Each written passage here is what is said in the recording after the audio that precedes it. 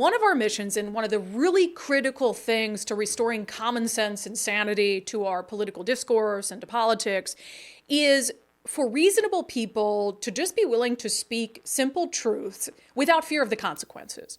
And one of the tactics that, frankly, both fringes employ is name calling and labeling. And, that used to be kind of sticks and stones will break my bones. But then we came into this cancel culture climate, and name calling and labeling all of a sudden became this thing that could ruin your life. And so that's when you had all these reasonable people back away and say, I'm just going to do my thing. I'm going to raise my family. I'm going to work, and I'm not going to get involved in this political back and forth. And what did that do? All the reasonable people left the conversation. The fringes came in. They took over the conversation. And that is why America is a disaster right now. And one of the really common things that you see in Washington state is, anyone, I would argue, even moderate Democrats are subjected to this. So anyone right of far left wing, they're called Nazis, they're called far right, they're called Trumpers, and that's the way that faction of the Democratic Party tries to just shut you up. We don't shut up on the show, though. And we're trying to train legions of people, reasonable people, not to shut up either. So an update on a story I talked to you about yesterday. So Shasti Conrad, who is the brand new chair of the Washington State Democratic Party, she said on Twitter a couple days ago something that freaked me right the heck out and should freak out everybody. She said, with super majorities, we can clean up the Constitution. My goal for 2026. What a sinister goal that is, to have so much concentrated power in Olympia that you have a super majority so you can clean up the state constitution. And one of the things when I talked about this yesterday that I criticized her for, besides just that statement in general, is her automatic response to anyone who dare to question how power hungry that is. We're called far right. And in fact, she said that of J.T. Wilcox, the former House Minority Leader, a Republican who's very reasonable, very moderate. And that was really the only thing that she could find to attack him on is to label him. So here's just a clip from my segment on this yesterday. She says, yeah, I meant what I said. We need to enshrine reproductive rights in our state constitution. When the far right R's are calling you pure evil, I guess you're onto something. So first of all, J.T. Wilcox is not far right. This is a common tactic that is used to vilify reasonable Republicans. Again, there's truly far right people who call him a rhino all the time. And so that is the predictable response, is instead of engaging in valid criticism to say, well, hey, here's what I want to clean up specifically. And she had kind of changed. At first, it was a tweet in reference to voting rights. And then she said it was about abortion. And so I don't really know if she knows what she wants to clean up if she gets consolidated Democratic power. So anyway, I put out that segment on social media yesterday. Does anyone want to guess how Shasti Conrad responded to my 6-minute detail by detail analysis as to why her words were troubling? Nicole, do you have any guesses? Wait, anything that you would think she would come back I'm with? guessing far right. Oh, wow. You're really good at this. Trumper? Yeah, you're really good at this. So here is the response to my lengthy segment yesterday from Shasti Conrad. She shared it on social media. She said, again, when far right haters are mad at you, you've got to be on to something. Quote, at WashDem. Oh, now I'm not just far right. I'm a hater. Like, is this junior high? Haters gonna hate. So anyway, what I did on social media is I asked Shasti Conrad if she would care to, in detail, or explain even one policy position I hold that is far right. That's it.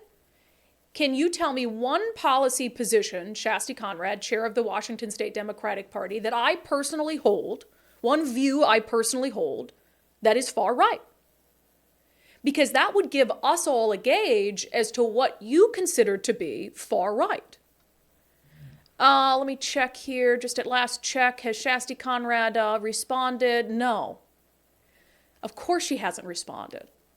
Because that's all she has, and that's all a lot of people on that side. And I'll explain, by the way, she is far left. And I'm going to explain in detail why she is far left. Because when I call someone that, when I label someone in that way, I actually have facts to back it up.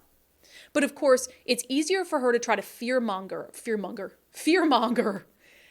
her followers and try to turn them against me and paint me as unreasonable and paint me as fringe than it is for her to articulate why what I said in my criticism of her statements of wanting to clean up the Constitution were really, really troubling and concerning.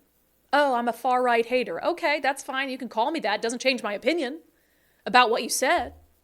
Now, I called her far left, so let me practice what I preach. The reason why Shasti Conrad is far left, in my view, is because she has endorsed and supported some of the most extreme left candidates our state has ever seen. I gave this example yesterday.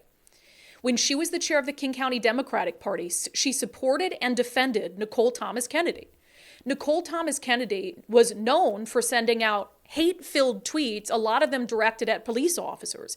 In fact, in one of her tweets, she said, this was during the pandemic, that police officers should go out and eat some COVID-laced SHIT. She defended and celebrated acts of arson. And despite that, despite ample evidence that she was woefully unfit to be the Seattle City Attorney, Shasti Conrad decided to support her and endorse her and lash out against anyone who suggested, hey, this woman is way outside the mainstream. And so by her words and her actions as a leader in the state Democratic Party, she has proven that not only is she far left, but I believe she is far outside the mainstream of the vast majority of Democrats in Washington state. And I think that's a really important point here, is I don't want to be the kind of person who lumps everyone in together. I think that there are a lot of Democrats in our state who actually value a lot of the same things as reasonable Republicans. They want to feel safe in their homes and in their communities. They don't want to be overtaxed.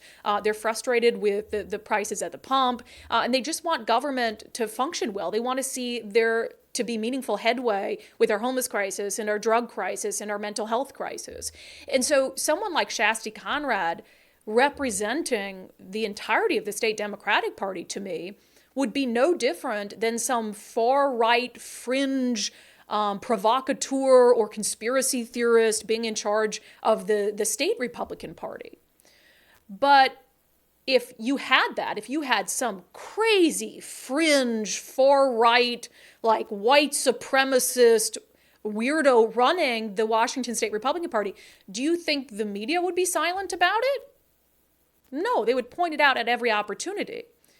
But Shasti Conrad is equally as far to the left, but she gets a pass for it. And that's very strange to me, is we should be able to call out behavior that's outside the mainstream on both sides, and it should be treated equally.